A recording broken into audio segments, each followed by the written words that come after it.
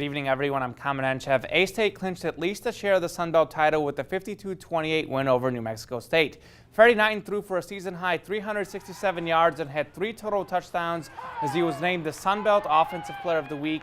It's the 4th Sun Belt title in 5 years for the Red Wolves, but the first one for Blake Anderson. I told him you get to, you get one first kiss, you drive your one first car. Still remember that old brown F50 150 I had, brown, chocolate brown. I mean, some things you don't forget. It's my first championship as a head coach, but a lot of these seniors, they've won before, and they're committed to the task. They really don't want to share it. Blaze Taylor was named the Sun Belt Special Teams Player of the Week after a 73-yard punt return touchdown. In all, Taylor had a career-high 111 return yards in the win.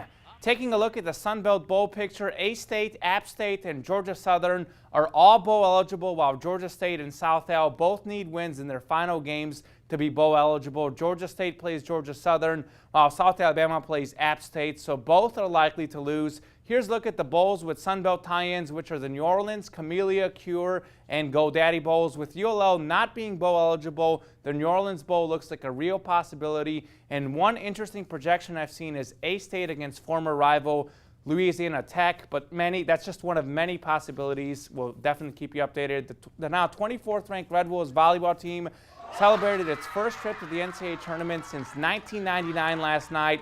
The 28-1 Red Wolves will take on 18-13 Michigan State, a team out of the Big Ten, which is arguably the best conference in college volleyball. Arkansas State will play Michigan State Friday at 7. 5th seed and host school Washington and Denver are also on A-State's side of the bracket. It feels like bricks have been lifted from your shoulder. It's just nice knowing that when we go to practice, we have something to practice for. Because I think we were all kind of on edge, not knowing who we were going to play. So having the opponent there on a piece of paper, we know that we're going to play them. It's a little bit more motivation for all of us. To Arkansas football, Dietrich Wise Jr. was named the SEC Co-Defensive Lineman of the Week after 2 sacks and a forced fumble against Mizzou. The Arkansas offensive line was also named as the Joe Moore Award finalist that goes to the best O-line in the country. The Hogs have had an SEC best 6 200-yard rushing games this season. Alabama, Iowa, Michigan State, Notre Dame, and Stanford are the other nominees. The O-line has been a big part of Arkansas' 7-5 finish after a slow 1-3 start.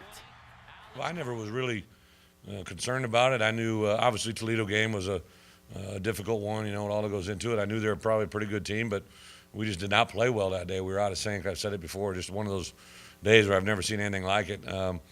Texas Tech, came in and did some things, but I wasn't in a panic mode. I knew we had a good team. The SEC has 10 bowl-eligible teams, so tough to say where Arkansas will end up, but 2 possible projections I've seen.